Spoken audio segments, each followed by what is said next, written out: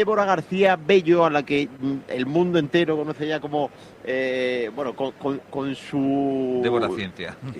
Sí, con su apelativo de Débora Ciencia. ¿Qué tal, Débora? Muy buenas. Muy buenas. En un acto, te voy a pedir que te pegues un poquito más al micro, en un acto presentado, por cierto, si no lo digo luego se puede ofender, por el gran David Baños, que es lo mismo fríe una corbata que plancha un huevo. David Baños un poco está para todo, ¿no?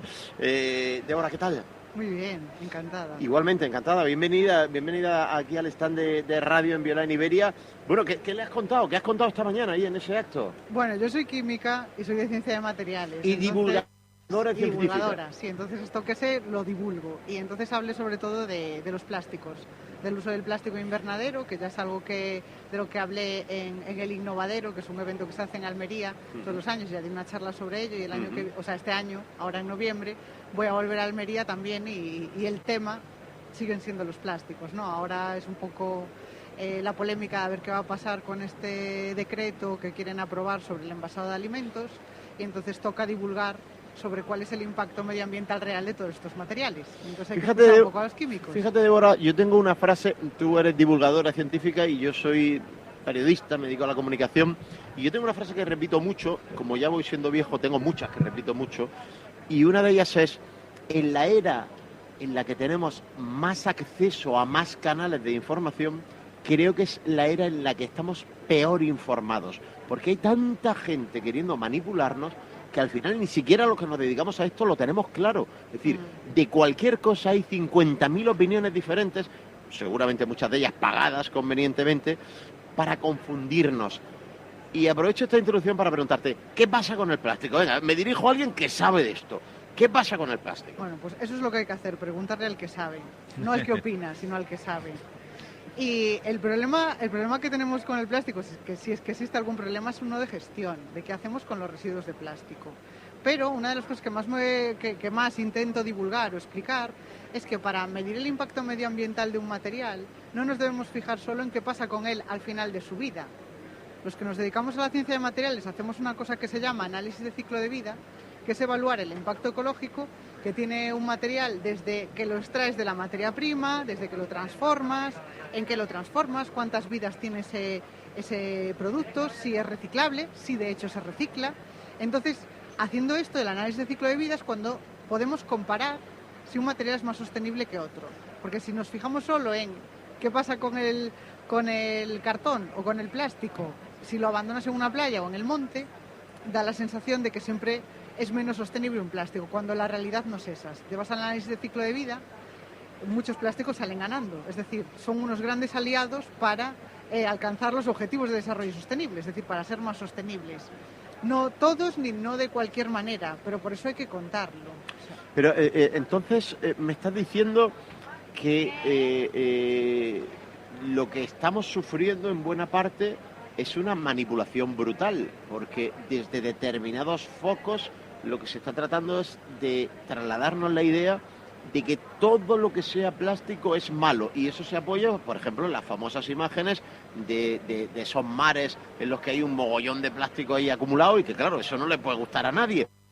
Nos tratan de contar que beber agua en esta botella es el causante de que estén esos mares llenos de plástico. ¿No es eso? Sí, eso es lo que se cuenta, porque bueno, también parece que a veces hace más hincapié en la parte negativa de las cosas que en las partes positivas. Sí que hay un problema de gestión, es decir, hay ciertos países, entre ellos China, Indonesia y demás, que prácticamente todo el plástico que reciben lo convierten directamente en residuo y acaba en el mar. O sea que el problema es de gestión. Entonces, en España, por ejemplo, reciclamos bastante plástico. De hecho, somos uno de los países que más y mejor recicla el plástico. Las cifras aún pueden mejorar, pero estamos reciclando en torno al 50-60% del plástico reciclable, que está muy bien.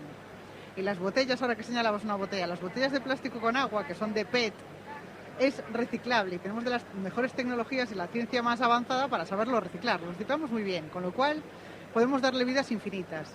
Y esa parte no se cuenta. Y tampoco se cuenta que el plástico, la mayoría de ellos son materiales inertes. Por eso están en contacto con los alimentos, porque eso hacen que el alimento sea seguro, cosa que no te pueden dar otros materiales orgánicos. Como a mí me gusta hablarlo todo, porque tú y yo no nos conocemos, pero bueno, yo me caracterizo porque me gusta que se hable de todo y no me gusta ponerle tabúes a nada, ¿no?